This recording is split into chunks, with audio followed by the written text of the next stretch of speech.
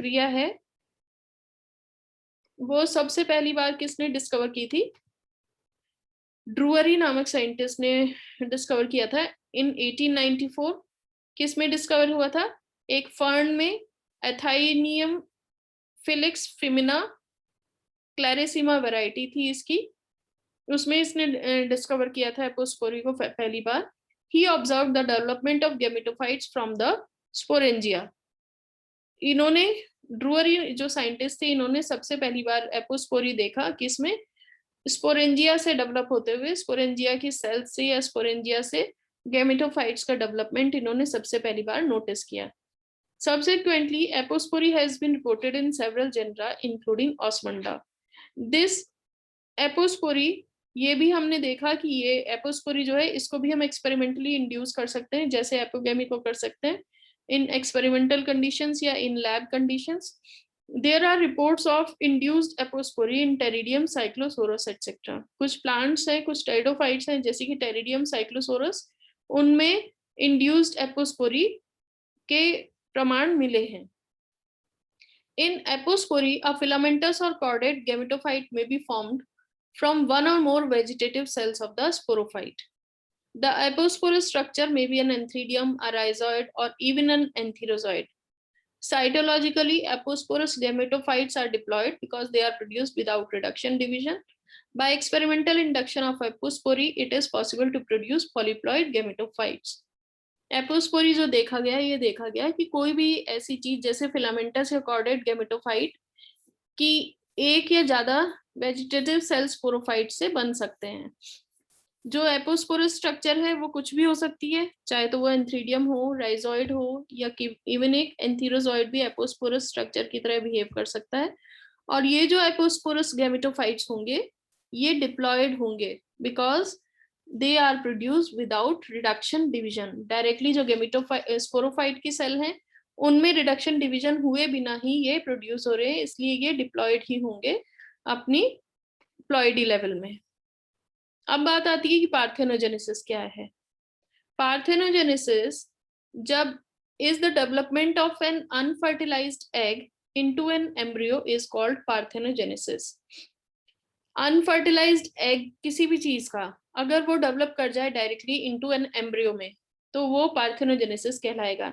यानी यहाँ पे भी जो फर्टिलाइजेशन की प्रक्रिया है उसको बाईपास किया जा रहा है और सीधे ही जो एग है, जो हमारा फीमेल स्ट्रक्चर है, एग है, वो डायरेक्टली डेवलप हो रहा है into an embryo without fertilisation.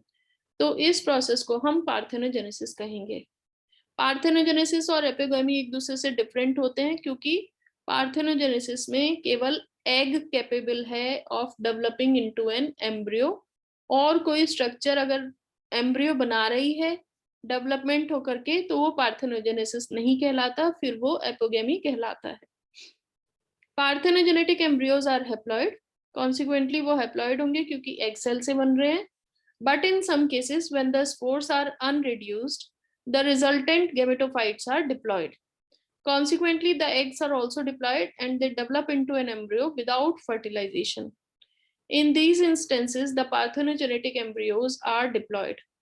This type of regularization of parthenogenesis, coupled with the failure of reduction division during megaspore formation, has been reported in Marsilea drummondi. Attempts have been made to study pteridophytes from the point of view of chemosystematics.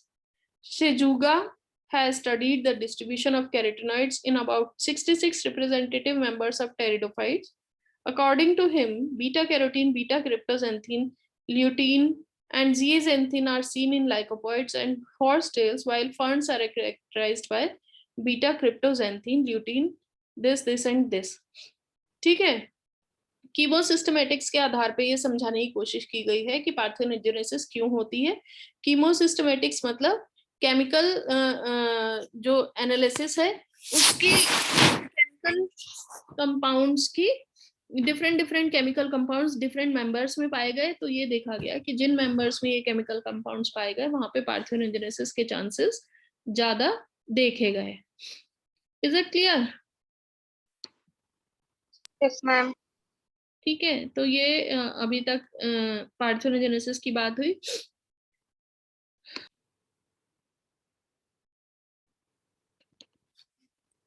The heterospory means two type of different spores are produced. Smaller spore is called microspore, और microspore जिसमें produce हो रहा था जिस structure में, उसको हमने कहा माइक्रोस्पोरेंजियम.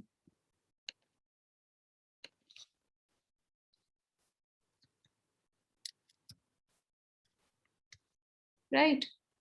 जो बिगर स्पोर था, द बिगर स्पोर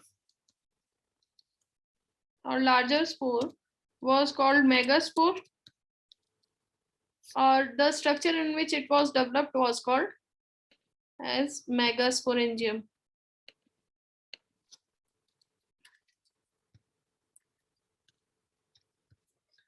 तो ये जो डिफरेंट टाइप के स्पोर्स प्रोड्यूस हो रहे थे डिफरेंट टाइप की स्ट्रक्चर्स में, they were not only morphologically different,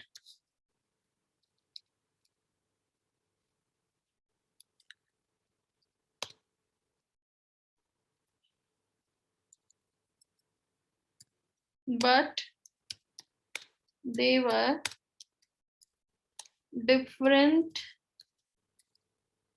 in their sexual behavior also.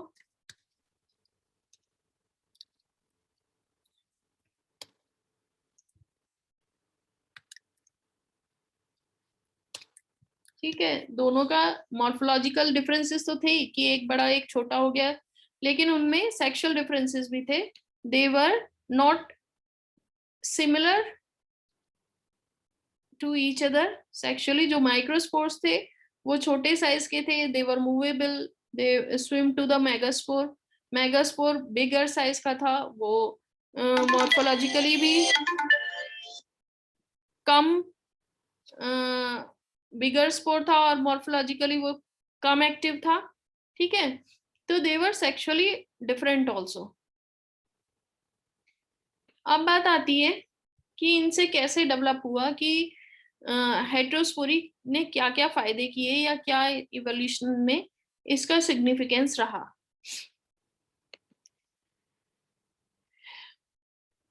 देखा गया कि जो जितने भी प्लांट्स थे इनिशियली दे वर होमोस्पोरस, यानी सभी प्लांट्स में सेम टाइप के स्पोर्स बन रहे थे, दे वर ऑल अलाइक. और हेट्रोस्पोरी होमोस्पोरस कंडीशन जो थी वो एंशिएंट कंडीशन या प्रिमिटिव कंडीशन मानी गई in comparison to the heterosporous condition. ठीक है, होमोस्पोरस जो थे वो सिमिलर टाइप के स्पोर्स जो डेवलप हो रहे थे उनसे फिर कुछ टाइम बाद या इवोल्यूशनरी टाइम पीरियड में जाकर के दो डिफरेंट टाइप के स्पोर्स बनने लगे. And it was for this evidences may also be obtained from different type of studies like paleobotanical studies, developmental studies and experimental studies. ठीक है, इन सब स्टडीज के से भी हमें हेट्रोस्पोरी के ओरिजिन के एविडेंसेस मिलने लगे. और इसके अलावा हेट्रोस्पोरी जो थी वो दूसरे और भी इंडिविजुअल्स में दूसरे और भी तरीके से हमें समझ में आने लगी.